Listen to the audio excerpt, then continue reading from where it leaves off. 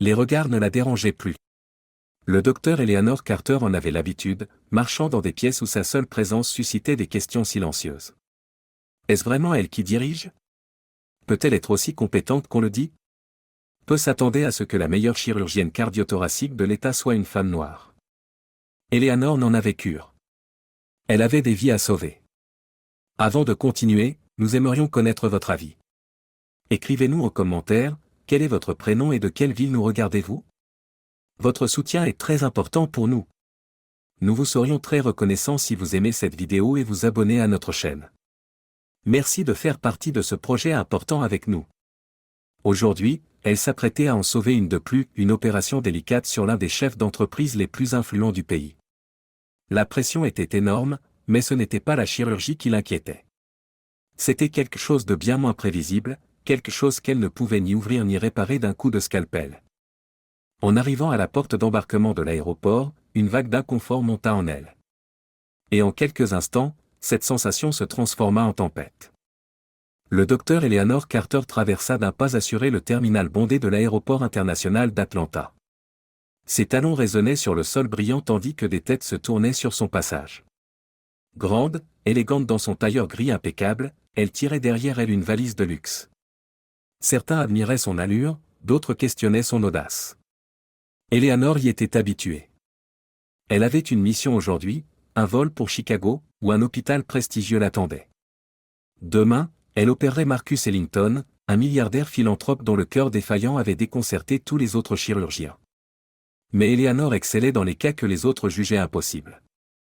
Son Mercedes brillait dans le parking, symbole du chemin parcouru. Partie d'une modeste enfance en Caroline du Sud, diplômée avec les honneurs de la Harvard Medical School, Eleanor avait défié les attentes à chaque étape. Mais chaque succès lui rappelait une vérité amère, être la meilleure ne suffisait pas toujours quand on avait la peau noire. Elle passa aisément les contrôles de sécurité grâce à son statut de voyageuse fréquente. Après avoir enregistré son bagage, elle se dirigea vers la porte d'embarquement, l'esprit concentré sur la procédure de pontage complexe qui l'attendait. Son téléphone vibra avec un message de l'administrateur de l'hôpital de Chicago. Bon voyage, Dr Carter. La famille d'Ellington vous est profondément reconnaissante. Eleanor esquissa un léger sourire avant de ranger son téléphone. Elle se souciait peu des remerciements ou du prestige. Pour elle, la seule satisfaction venait de savoir que ses patients pouvaient repartir avec une seconde chance de vivre. À la porte d'embarquement, les passagers de première classe commencèrent à embarquer. Eleanor sortit sa carte d'embarquement et son identification, prête à monter à bord. Mais à son passage, un employé de l'aéroport, un homme d'une quarantaine d'années à l'allure rigide, leva la main pour l'arrêter. « Madame, je vais devoir revoir votre pièce d'identité, » dit-il d'un ton sec. Eleanor fronça les sourcils, surprise. « Vous l'avez déjà vu au contrôle de sécurité. »« C'est le protocole, » répondit-il, bien que les autres passagers derrière elle passaient sans être arrêtés. Elle jeta un regard autour d'elle. Personne d'autre n'était contrôlé. Une boule d'irritation se forma dans sa poitrine. « Vous ne l'avez demandé à personne d'autre, » dit-elle, sa voix calme mais ferme. Les lèvres de l'homme se pincèrent. « Je vous le demande à vous, madame. Si vous n'avez rien à cacher, cela ne devrait pas poser problème. » Le cœur d'Eleanor battait, non de peur, mais de colère. Ce n'était pas du protocole, c'était du profilage, à peine déguisé et profondément insultant. Eleanor se retourna et vit un homme en uniforme de pilote s'approcher. Son badge indiquait Capitaine Lawrence, et son expression changea immédiatement lorsqu'il croisa son regard. « Dr Carter » demanda-t-il, manifestement surpris et reconnaissant. « Oui » répondit-elle, tout aussi intriguée. « Je n'en reviens pas » dit le capitaine Lawrence, son ton devenant plus chaleureux. « Vous avez opéré ma femme l'année dernière. Vous lui avez sauvé la vie. » L'assurance froide d'Eleanor vacilla un instant. Elle se souvenait de ce cas, un pontage d'urgence sur une femme dans la cinquantaine, l'une des opérations les plus complexes de sa carrière. « Oui, c'était moi » dit-elle simplement. Le pilote se tourna alors vers l'agent de porte et l'agent de sécurité, son ton ferme. Le docteur Carter est l'un des chirurgiens les plus respectés du pays. Que se passe-t-il ici? L'agent balbutia, c'était juste, le protocole. Non, ça ne l'était pas, répondit le pilote. Et je vous conseille de présenter vos excuses immédiatement. L'agent marmonna des excuses maladroites, mais Eleanor n'était pas intéressée par ces mots. Elle voulait juste avancer. Capitaine Lawrence, dit-elle, merci, mais je préfère embarquer maintenant. Bien sûr, répondit-il en hochant la tête. Nous veillerons à ce que vous soyez à l'aise. Eleanor fut escortée à bord de l'avion, dépassant les autres passagers. Elle fut installée dans la cabine de première classe, au meilleur siège disponible. Tandis qu'elle s'asseyait, elle ressentit un mélange d'émotions, la vindication, la frustration et une immense fatigue. Pourquoi fallait-il qu'on reconnaisse sa valeur pour qu'elle soit traitée avec respect? N'oubliez pas de vous abonner à notre chaîne et de liker cette vidéo pour nous soutenir. Alors que l'avion roulait sur la piste, Eleanor fixa le hublot, son esprit en ébullition. Elle avait remporté cette bataille, mais la guerre contre les préjugés auxquels elle faisait face au quotidien était loin d'être terminée. Dans la zone d'attente, le silence était revenu, mais la tension persistait. Eleanor restait droite, les bras croisés, fixant l'agent de porte visiblement déstabilisé. La présence de l'agent de sécurité n'avait rien apaisé, au contraire, elle amplifiait son indignation. « Je ne bougerai pas tant que personne ne m'explique pourquoi j'ai été ciblée », déclara-t-elle d'une voix claire et posée. « Madame, je vous en prie », répondit l'agent d'un ton hésitant, jetant des regards nerveux à la foule qui grossissait. « C'est juste le protocole. » « Ne prenez pas mon intelligence pour acquise, rétorqua Eleanor. « Si c'est le protocole, montrez-moi où il est écrit que je suis la seule à nécessiter une vérification supplémentaire. » Des murmures s'élevèrent parmi les passagers. Quelques-uns exprimèrent même leur soutien, « Elle a raison, pourquoi seulement elle ?» Ces chuchotements de solidarité suffirent à ébranler davantage l'agent, dont l'autorité vacillait sous les regards insistants. « Restons tous calmes, » intervint l'agent de sécurité, mais son ton manquait de conviction. Eleanor plissa les yeux. Le calme n'est pas le problème ici. L'intégrité l'est. Quel genre de système permet qu'on humilie des gens sous couvert de contrôles aléatoires? C'est alors que le capitaine Lawrence apparut, attiré par la commotion. Il balaya la scène du regard et s'arrêta sur Eleanor. Son expression se transforma en reconnaissance et inquiétude. « Quel est le problème ici ?» demanda-t-il, sa voix autoritaire perçant le tumulte. Elle a été priée de fournir une pièce d'identité supplémentaire, commença l'agent de porte, mais le capitaine leva la main pour l'interrompre. « Docteur Carter, dit-il, s'adressant directement à Eleanor. « Oui, répondit-elle, légèrement détendue. Le capitaine Lawrence se tourna vers les autres, son ton devenant glacial. « Cette femme a sauvé la vie de ma femme. Comprenez-vous cela? Elle est l'un des chirurgiens les plus compétents de ce pays, et elle mérite bien plus de respect que ça. » L'agent de porte aurait souhaité disparaître.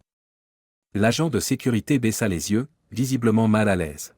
« Capitaine, je vous remercie pour vos paroles, » dit Eleanor d'une voix adoucie.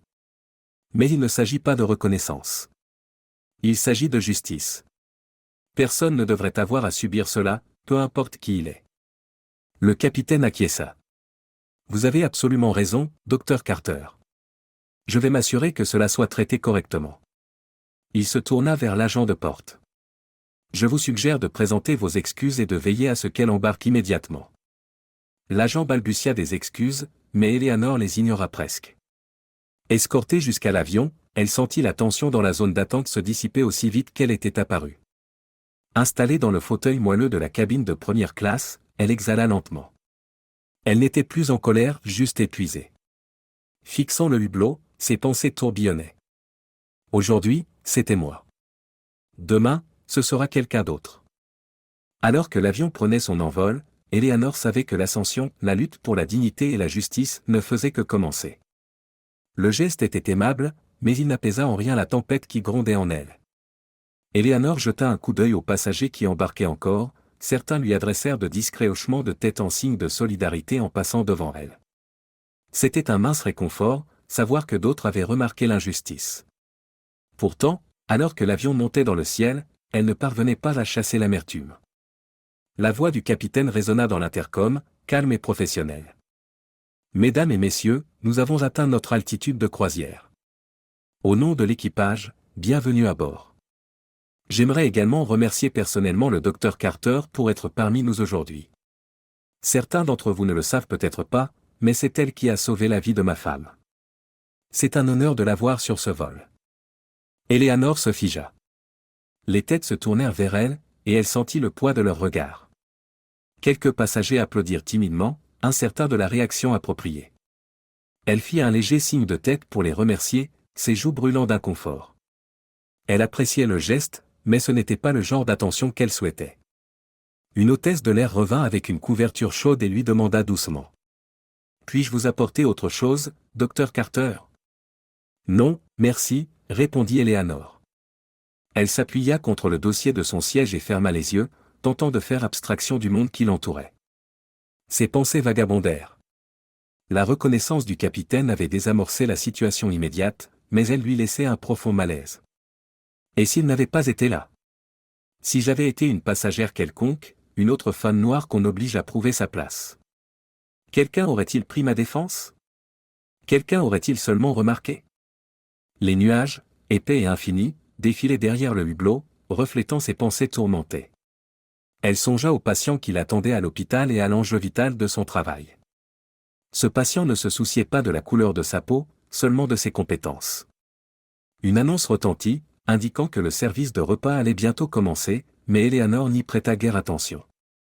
Elle était absorbée par une promesse qu'elle se faisait à elle-même, « Je ne vais pas laisser passer ça. » Les gens doivent comprendre que le respect n'est pas un privilège, c'est un droit. L'avion poursuivait son vol paisible vers sa destination, mais pour Eleanor, le véritable voyage ne faisait que commencer. Lorsque l'avion atterrit, Eleanor traversa le terminal la tête haute. Un chauffeur l'attendait juste après les portes d'embarquement, tenant un panneau à son nom. Malgré la voiture de luxe prête à l'emmener à l'hôpital, elle ressentait encore le poids de la confrontation précédente. À l'hôpital, le personnel l'accueillit avec une admiration évidente, la conduisant directement au bloc opératoire. La famille du patient, anxieuse, attendait des nouvelles, Eleanor leur adressa un signe de tête rassurant avant de se préparer pour l'opération délicate. C'est ici qu'elle excellait, sauver des vies, transcender les barrières grâce à son savoir-faire et sa précision. Des heures plus tard, l'opération fut un succès. À sa sortie du bloc opératoire, la famille du patient se précipita pour la remercier, les larmes de soulagement coulant sur leur visage. Leur gratitude lui rappela pourquoi elle supportait les indignités et les défis. Mais cela renforça également sa détermination à ne pas se taire. Ce soir-là, dans sa chambre d'hôtel, Eleanor ouvrit son ordinateur portable et commença à écrire. Ses mots coulèrent librement, relatant l'incident à l'aéroport, non pas comme une plainte personnelle, mais comme une réflexion sur un problème systémique. Elle écrivit sur l'humiliation, la résilience qu'elle exigeait et les biais profondément ancrés qui persistaient dans la société. Le lendemain, son récit fut publié dans une revue médicale prestigieuse et devint rapidement viral. Les gros titres apparurent, une chirurgienne de renom dénonce les biais raciaux après un incident à l'aéroport. Des conversations éclatèrent en ligne et dans les salles de réunion, non seulement sur l'expérience d'Eleanor, mais sur les réalités plus larges du racisme implicite auquel faisaient face les professionnels de couleur dans tous les domaines. Des messages de soutien affluèrent de jeunes aspirants chirurgiens, de médecins chevronnés, et de personnes qui se reconnaissaient dans son histoire. Certains emails étaient plus personnels. J'ai vécu la même chose que vous. Merci de vous exprimer. Votre courage m'a inspiré à affronter les injustices dans mon propre milieu de travail. Même la compagnie aérienne publia des excuses officielles et promit de revoir ses protocoles de formation pour le personnel. Eleanor savait que ce genre de promesses était souvent superficiel, mais c'était un début. Une semaine plus tard, Eleanor était de retour dans sa ville natale, s'adressant à un auditorium rempli lors d'une conférence pour les professionnels de la santé. Sa voix était ferme et résolue alors qu'elle parlait des défis qu'elle avait affrontés et de la responsabilité de chacun de combattre la discrimination sous toutes ses formes. Ce n'est pas seulement mon histoire, conclut-elle, en regardant l'audience. C'est une histoire sur la manière dont nous, en tant que société, devons cesser de demander aux gens de prouver leur valeur simplement à cause de la couleur de leur peau. Le changement commence avec nous, chacun d'entre nous. N'oubliez pas de vous abonner à notre chaîne et de liker cette vidéo pour nous soutenir. La salle éclata en applaudissements. Eleanor resta là, calme et implacable, réalisant que son parcours n'était pas seulement celui d'une chirurgienne compétente. Il s'agissait d'être une voix pour la justice, un catalyseur du changement. Et quelque part, dans cette mer de visages, elle savait que des graines étaient en train d'être plantées, des graines d'empathie, d'action et d'espoir pour un avenir où la dignité serait un droit acquis, et non un combat.